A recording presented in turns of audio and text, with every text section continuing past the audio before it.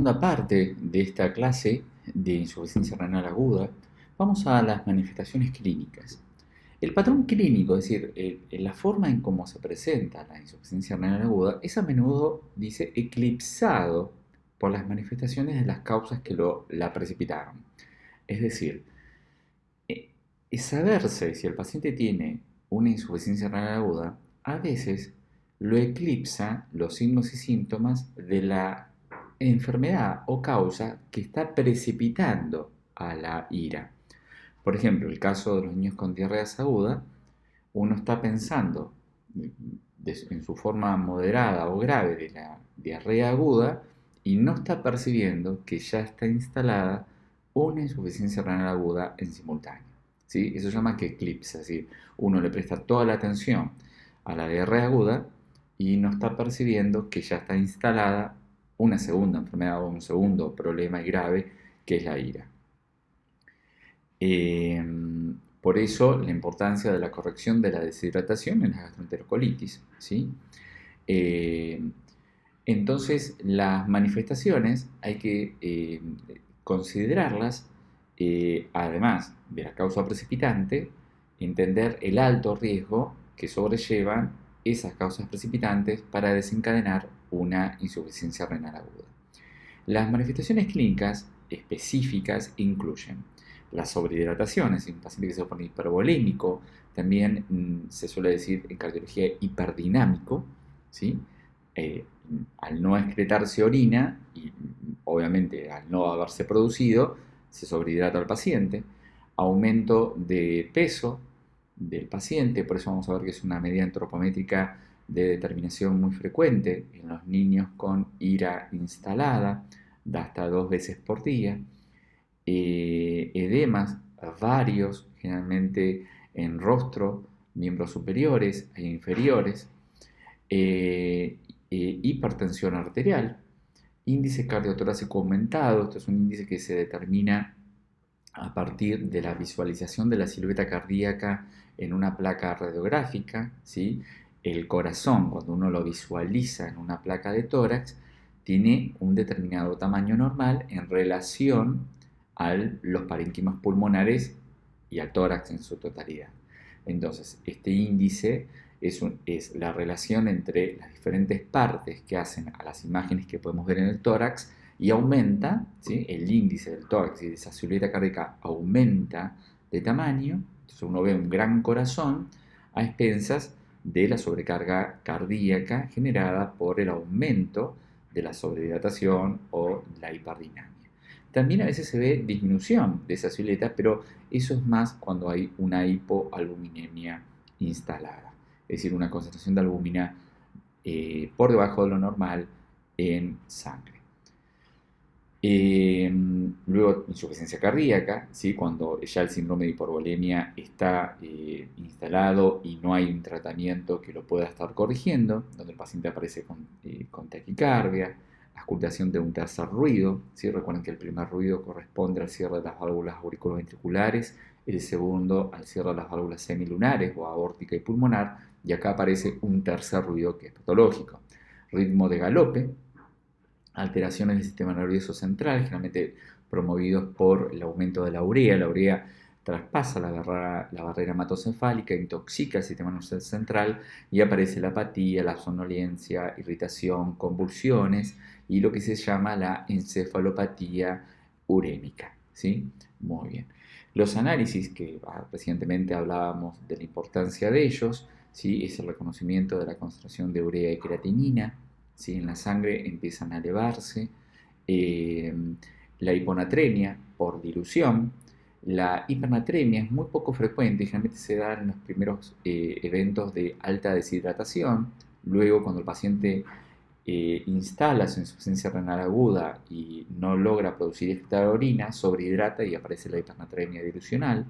La hipercalemia, que más allá de los cuadros leves, moderados o graves, siempre en el niño hasta 4,5 miliequivalentes litros es lo que toleramos, porque rápidamente asciende. Entonces esta forma de leve, moderada y grave es muy rápido en cómo concentra, entonces es rápida la actividad por controlar ese aumento de potasio en sangre. Vamos a ver que el uso de diuréticos, si hay cierta función renal excretora, se va a usar. También vamos a usar algunos, eh, eh, algunas medicaciones como el Cayaxalate, que es una marca comercial muy conocida, que es un componente cálcico que lo que intenta hacer es eh, absorber potasio en la luz intestinal a cambio de aumentar el sodio. ¿Sí? No es el calcio, es el sodio. ¿Sí? Es como que cambia un catión por otro catión. ¿Sí? Ahora ya lo vamos a ver a la brevedad. Y obviamente también luego hay medidas como el calcio parenteral, la corrección del estado de ácido base, porque los pacientes acidóticos son los que más hipercalemia generan. Recuerden que el potasio, que es intracelular, se vuelve extracelular en la medida que el paciente se pone acidótico. Entonces, si uno corrige la acidosis metabólica, corrige la hipercalemia. También los agonistas beta-2 adrenérgicos, como el famoso salbutamol. ¿Se acuerdan que en el momento vimos que la toxicidad del salbutamol, cuando nebulizo persistentemente o concentraciones inadecuadas, promuevo la hipocalemia? Entonces, lo mismo estaríamos usando, es decir, queriendo como controlando la toxicidad del salbutamol en estos niños con IRA, podríamos controlar la hipercalemia. También la administración de un combo parenteral muy interesante, que es la insulina corriente o cristalina con solución destrozada al 10%, ¿sí? Se infunden en simultánea ambas, mezcladas, porque lo que promueve la destroza es que la destroza cuando ingresa al intracelular arrastra potasio. Entonces la intención es aumentar la destroza en sangre, que se una al potasio, y al darle yo la insulina obliga a los receptores de insulina de las células a capturar más destroza, y cuando capturan más destroza, capturan más potasio. Entonces, de alguna manera, esa combinación parenteral de insulina y destroza hipertónica controla la hiperglucemia en la que se expone el paciente por el consumo de la destroza al 10%, y la hipercalemia, por otro lado, de una forma secundaria. El estado de base se controla en la medida que haya una clara sospecha de alguna forma de ya insuficiencia instalada, y de que yo sospeche que el paciente tenga una acidosis metabólica, ¿sí? Alteración del sensorio, por ejemplo. La hiperfosfatemia también se controla, hay que controlar el fósforo en sangre, ¿sí? Y luego se va a dar, no inmediatamente, la aparición de la anemia, ¿sí? Por un defecto de producción medular, a expensas de que no hay una eritropoyetina producida por el riñón, ¿sí? Se pide orina completa, sedimentos y orocultivo, ¿sí? Recuerden que a estos niños no se les pone sonda vesical, porque se intenta minimizar toda complejización innecesaria, ¿sí? Si es un paciente que está excretando poca orina porque la produce poca, no conviene para nada colocar una sonda que lo único que va a atestiguar es la oliguria, que puedo controlar muy bien con colectores urinarios que son no invasivos o pañales debidamente pesados. Eh, eh,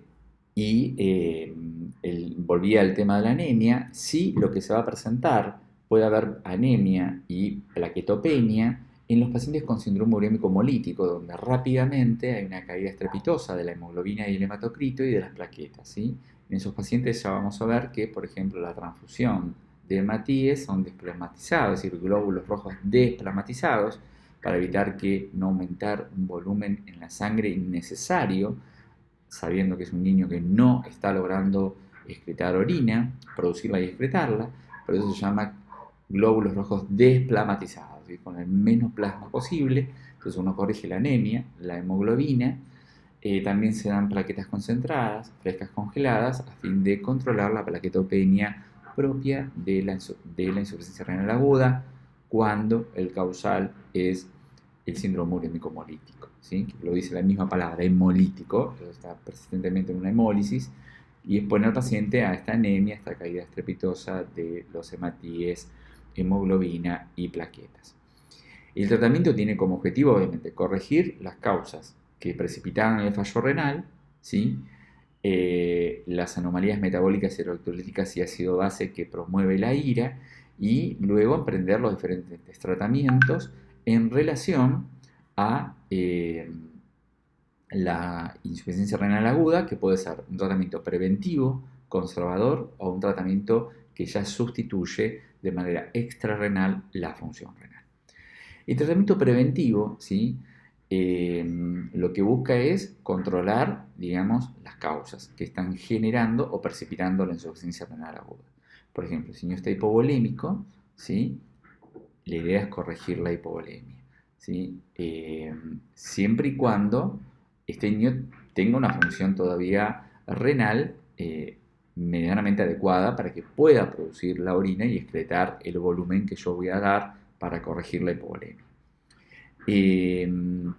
Algunos estudios han mostrado que la utilización de algunos diuréticos, como la furosemida o el manitol, y hasta de un inotrópico, que es la dopamina a muy bajas dosis, tienen efectos, ¿sí? Por ejemplo, la dopamina a muy bajas dosis, que son dosis menores a 2 a 3 gamas kilo minuto, promueve la vasodilatación renal, entonces la sangre circula con mayor perfusión y establece que los glomérulos vuelvan a producir orina y a excretarla después. En cambio, la furosemida y el manitol se usan como diuréticos, ¿sí? En la medida que la función renal todavía funcione. Porque recuerden, si yo tengo un riñón que ya no funciona, darle diuréticos no sirve.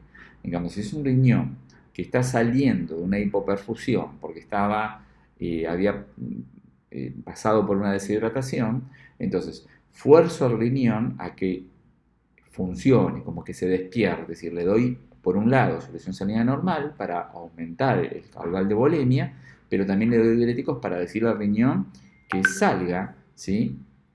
De esa función adormecida que tiene, que estaba ya impactando la insuficiencia o instalándose, y empieza a producir y a excretar orina. Muy bien. Acá hay algo que es muy importante, que los invito a que luego repasen, seguramente lo vieron en farmacología clínica. Tenemos principalmente hay tres familias de diuréticos que usamos muchísimo en la salud de los niños, pero también de los adultos. Aquellos que actúan en la asa de Henle, ¿sí? Que principalmente tenemos a la furosemida. Luego tenemos diuréticos que se llaman como ahorradores de potasio, ¿sí? Que si bien tienen un poder diurético escaso, se mantienen bastante en el tiempo, ¿sí? Y lo que hacen es actuar principalmente reabsorbiendo el sodio, ¿sí? Y tratando de, con la aldosterona de por medio y inhibiéndola,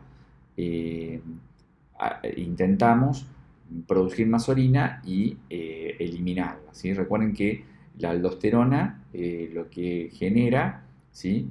Disculpen, la aldosterona favorece la reabsorción de sodio. En la medida que se reabsorbe sodio se retiene agua. Entonces, por ejemplo, drogas como la espironolactona lo que hace es inhibir a la aldosterona para que no reabsorba sodio, disculpen, y permita la excreción de agua, ¿sí? Luego tenemos algunas drogas que, si bien son ahorradoras, pero no tanto, ¿sí? Puede ser la droga. Bueno, ahora se me fue y para cómo lo estoy grabando. Ahora ya a la verdad me voy a acordar y les voy a contar, ¿sí? Entonces tenemos las que no ahorran, la furosemida, luego las ahorradoras de potasio, que es la espironolactona, y hay una más que ahora no me estoy acordando, pero ya a la brevedad me voy a acordar y se los voy a comentar. Pero bueno, recuerden la importancia de que todo paciente con consumo de diuréticos, más allá que ahorre o pierda, la importancia de reconocer el balance hidroelectrolítico, tanto de lo que ha ingresado como lo que ha egresado, ¿sí? Mirando principalmente los aportes cristaloides de estos pacientes, todas las soluciones cristaloides, que ustedes ya saben de qué se trata, y los egresos por diuresis, ¿sí? También uno mira globalmente los egresos porque estos niños están supeditados a diarreas agudas a veces. Hay que poder monitorizar. Recuerden que la diarrea aguda se definía como una pérdida hidroelectrolítica, entonces hay que medir la intensidad de esa diarrea y balancearla. Y también conocer los valores de calemia del paciente. Pues si estoy consumiendo diuréticos que no ahorran potasio, el paciente se expone a una depresión de potasio y la hipocalemia es tan grave como la hipercalemia, ¿sí? Entonces, en esos casos, el paciente hay que darle hasta suplementos de potasio. No es lo más frecuente, ¿sí? Pero uno tiene que entender los riesgos a los que está expuesto el paciente. El tratamiento conservador es mantener normohidratado al paciente en relación al consumo de agua, ¿no? Cuando consumimos agua, son todas las soluciones que puede ingresar, de forma enteral o parenteral.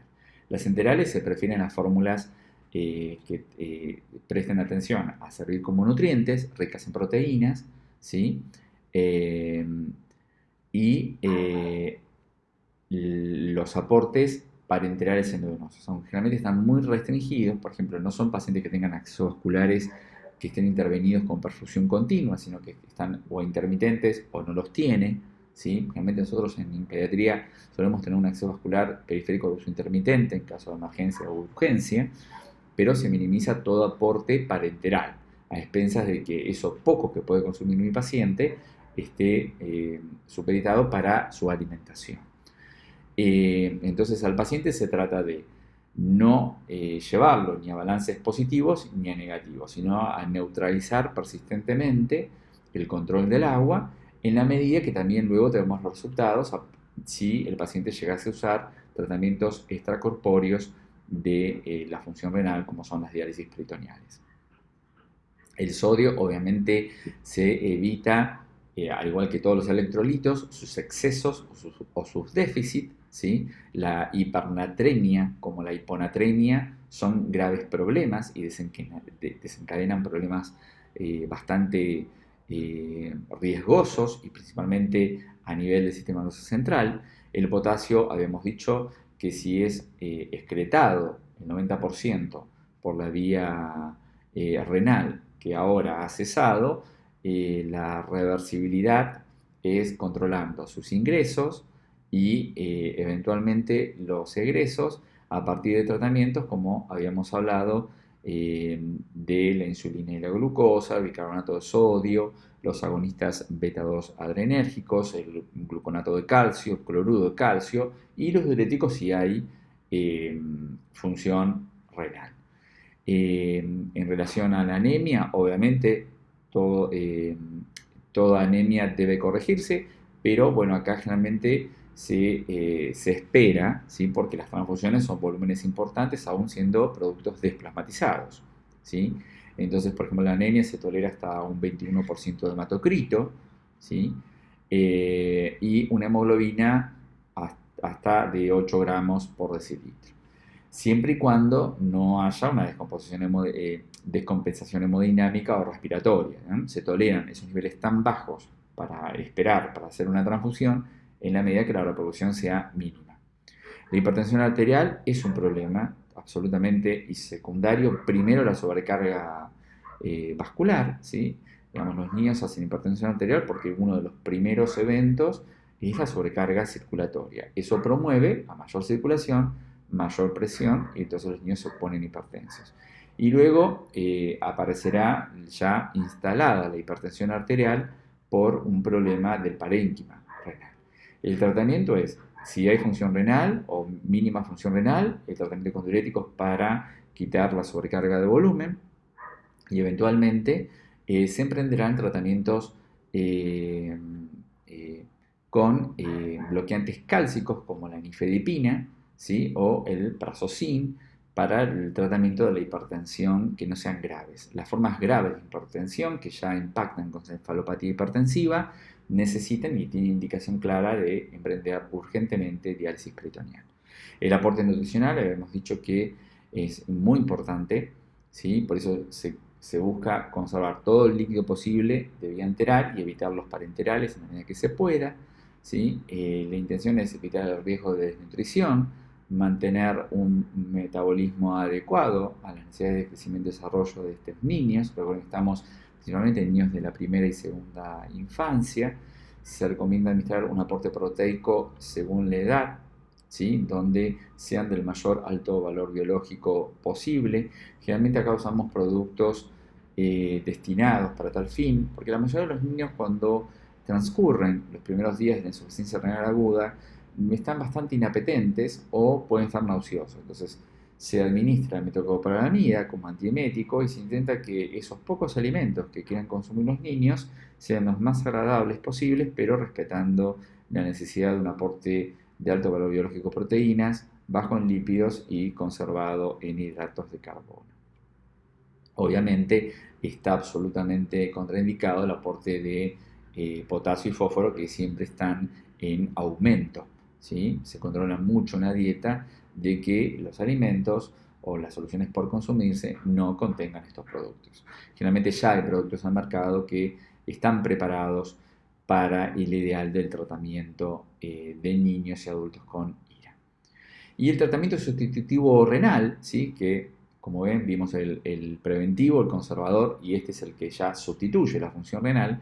Nosotros en pediatría usamos habitualmente la diálisis peritoneal, ya que el peritoneo se muestra como una membrana semipermeable tan eficiente como van a ser los hemofiltros de la hemodiálisis en el adulto, por ejemplo.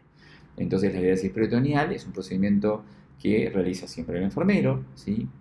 Y que tiene cuidados pre, durante y posteriores muy importantes, que ahora a la brevedad vamos a repasar en otro capítulo, en otro video, en relación a, primero, entender la fisicoquímica de la diálisis peritoneal y luego los cuidados de enfermería.